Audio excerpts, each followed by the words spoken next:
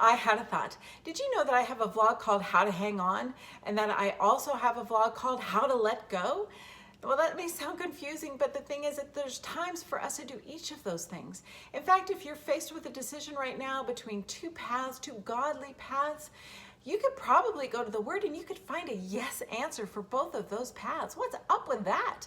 Well, God doesn't want us to just make him part of our formula. He doesn't want us to be able to say, if this happens, I don't even need to consult the Lord. I know I always do that.